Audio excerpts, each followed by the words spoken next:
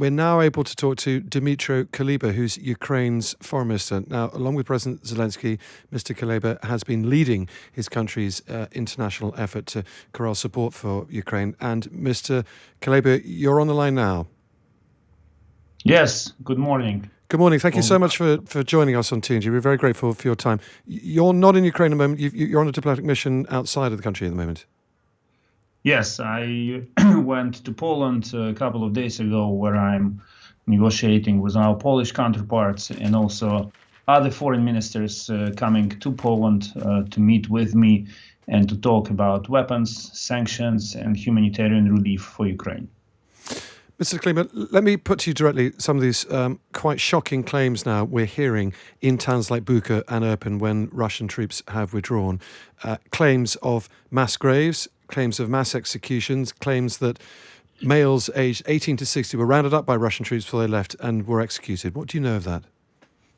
Well, I'm afraid these are not claims, these are facts. And they're so devastating and shocking that I can tell you openly that I've seen many horrible things since the beginning of the war, more than a month ago.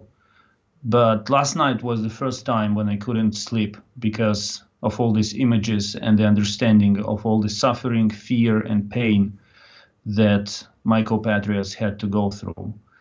Raped women, killed, tortured civilians, mass graves, safari arranged by Russian soldiers against civilians.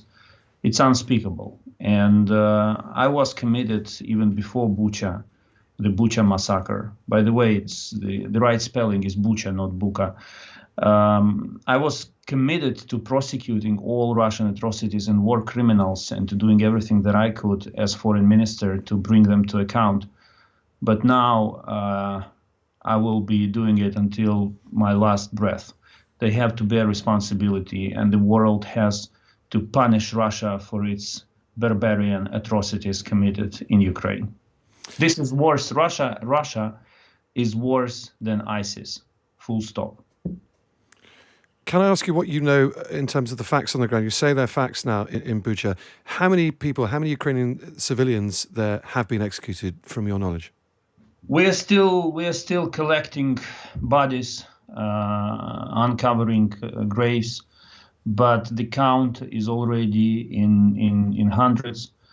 I don't know whether you saw the images, but dead bodies are just all across the streets, and we understand that they were killing civilians while leaving, while withdrawing, while staying there in this town of Bucha and also in other towns and villages in Kyiv region, but also while withdrawing from there out of anger and just because they wanted to kill. There was no good reason for them. These were not guerrillas. These were not people opposing them. These were civilians who stayed in their homes. Russia brought murder. Russia looted their houses. And now they withdrew to Belarus to send everything that they stole from dead families to their families, to their children, to their wives. It's it's unimaginable for the 21st century, but this is the truth is what the truth is about. We will soon come up with the numbers, but we simply need more time to find all the bodies. But it's shocking and devastating. I've seen many things in my life, but this is something that really ruins me from inside. Can I understand? I'll just ask you: were Russian troops shooting at civilians as they were physically moving out, or did they do these crimes before they left? Both. Some, as far as we can see now, dozens of civilians had been killed while the Russians were staying in the town of Bucha and other towns and villages. And then while leaving, they committed more murders. So now it's up for investigators to consider every case. And I take this opportunity to call on International Criminal Court and international organizations to send their missions to Bucha and other towns, liberated towns, in cooperation with Ukrainian law enforcement agencies, and to collect all the evidence of these war crimes in the most diligent way so that it can be further used in international and foreign courts to prosecute those who committed these atrocities. You'd like those investigators to go to places like Bucha now? Yeah, absolutely. To collect evidence and to make sure that it will be collected in the appropriate way, in the way that will make this evidence accepted by international courts and by international and foreign courts. Our Office of the Prosecutor General is open to this cooperation. Ukraine's Foreign Ministry is ready to facilitate such travels and organization of such missions, but we cannot leave this evil unpunished. Would you call the sort of slaughter that you've been describing in towns like Bucha genocide? Well, I'm an international lawyer by education, so I'm very careful with definitions. And until all evidence is collected, I would refrain from labeling the atrocity. It is 100% a war crime. It remains to be seen, based on the evidence collected, whether these crimes will qualify for the crime of genocide. But I would like to make it clear that since the very beginning of the aggression, we hear from Russia and from Russian President Putin that he denies the right of Ukrainians to have our own identity and to have our own state. So in the end, after collection of all evidence, I do not exclude that these atrocities will qualify for genocide. What are your messages to the Russian people now, whose name these sorts of atrocities, to use your words, are being carried out in? Do you think the Russian people are behind this kind of slaughter by their troops? And who were the soldiers killing Ukrainians, who looting their houses, sending gifts stolen from murdered Ukrainian children to their own children? They were Russians. Their families, we intercept some of the conversations, phone calls between Russian soldiers in Ukraine and their families. And their families support them. Some wives ask their husbands to bring something specific from Ukraine, like a blender or a washing machine. They do bear responsibility for what is happening. And all those who support Putin in Russia, who speak in favor of the war, they also bear responsibility for these atrocities and crimes committed in Ukraine. So Russian troops' families back home in Russia are effectively looting to order. They're being asked back home to get them specific household items, and they just steal them. Yeah, we intercept phone calls between soldiers where they complain to their families about the conditions that their commanders left them in. And there are some conversations when, in some conversations, wives, the soldiers say that, for example, a soldier says, I have looted a house, and I will send this, that, and that to you. To you and to our kids. And in other conversations, the family members encourage soldiers to send more gifts to them. It's we live in the 21st century, and we all believed that this is impossible. This kind of atrocities will never occur in Europe again. We thought that we belonged to a so-called civilized part of the world, all of us. And all of a sudden, we see that we still have Russia that crossed the line of civilization and behaves in the most criminal and barbarian way possible.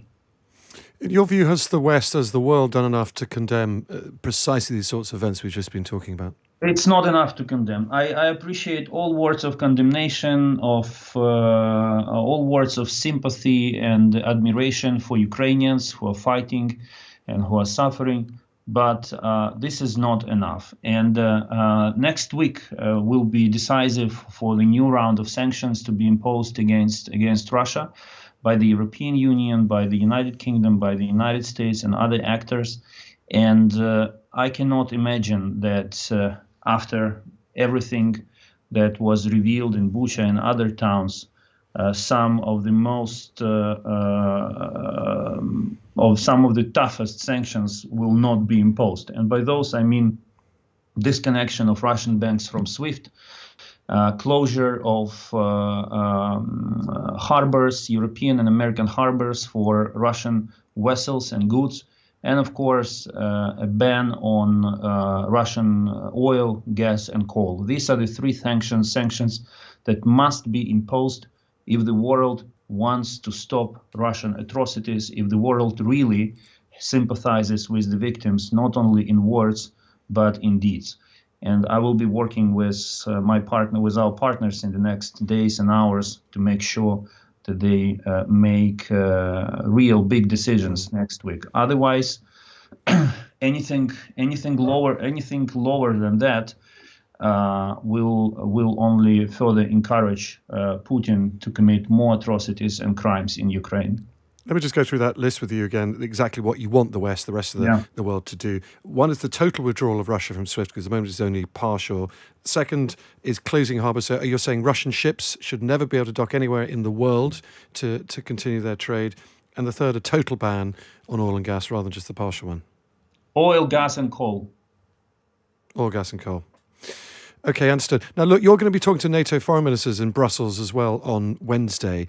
May I ask you, in terms of what the NATO countries, what the West is doing to help your fight against those Russians, have you got the equipment you need now? And if not, what more do you want?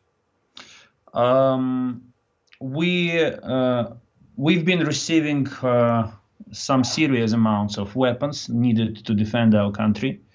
And I would like to commend the proactive position of the United Kingdom in working with Ukraine in this field. We really appreciate the openness of the UK government on this. To this, however, we entered a new phase of war. It's true to say that at an extremely high cost, we won the battle for Kiev, but the battle for Donbas and the south of Ukraine is coming. Russia will launch an offensive there, and therefore we now desperately need heavy weapons. So what we've been receiving so far were important, necessary, but light weapons. Now we need things like tanks, armored vehicles, planes, fighting planes, and heavy heavy air defense systems. So we are working with various governments on these issues, on these items, and we are making progress with some. Others are more reluctant.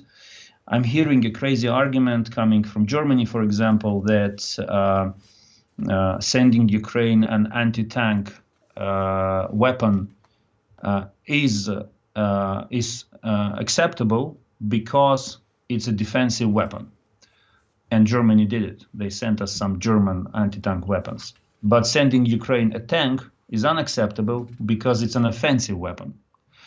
And my point to this kind of argument is very simple. Any weapon used by the Ukrainian army in the territory of Ukraine to defend the country from an external aggressor is a defensive weapon by definition. So I call on all governments not to look for excuses why not to provide Ukraine with necessary weapons. Otherwise, they unfortunately will also bear part of the responsibility for the atrocities which Russia will commit, because we Ukrainians will not have sufficient weapons to stop them from committing those crimes. We are fighting, we are sacrificing our lives, our economy is being destroyed, our country, our cities and towns are being destroyed. or this war is taking in our country, but we are fighting for entire Europe because Putin's plans for destabilization in Europe are far-reaching. And those who believe that it's only a Ukrainian problem or half measures will be sufficient to resolve to help Ukraine, they are gravely mistaken. You said you had positive conversations with some governments to provide you with tanks and aircraft. Now, Mr. Kuleba, I'm not aware that any government in the world have said they're willing to do that. They're very happy to supply with missiles. Our government possibly the most forward-leaning in this, but so far nobody has wanted to send you tanks and aircraft. This is true when it comes to aircrafts, but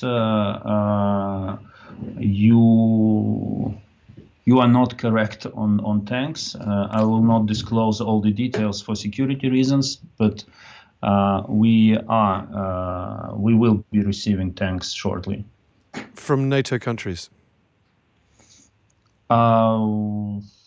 Wait a couple of days, you will see it. I'm sure you will see it in the news.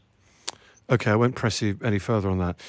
Let's talk a little bit then, if we can, about the peace talks going on at the moment. Now, a Ukrainian negotiator, said last night that he thinks a draft deal is now close enough for President Zelensky and President Putin to meet together and to try and thrash out. Through the events we've just been discussing about, quite movingly, quite emotionally in Bucha, you're clearly quite emotional this morning. I completely understand why. How can you sit down and do a peace deal with Russia?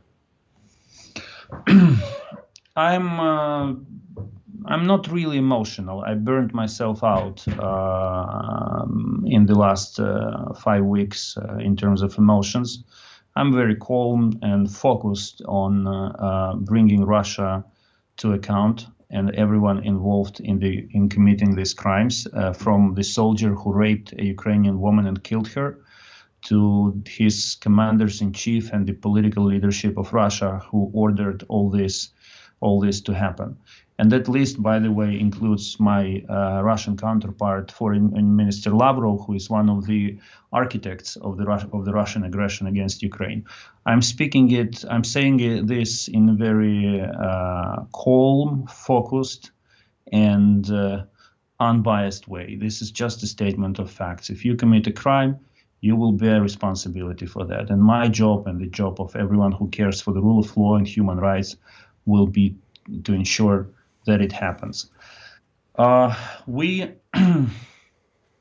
It's too early to say that the deal is ready to be signed. What my colleague meant when he spoke about the meeting between President Zelensky and Putin is that the ideas which could lay the foundations of this agreement have been extensively discussed between Russian and Ukrainian delegations at technical level, at expert level, and now it's up for the leaders to sit down and either reach solutions or leave the table without solutions.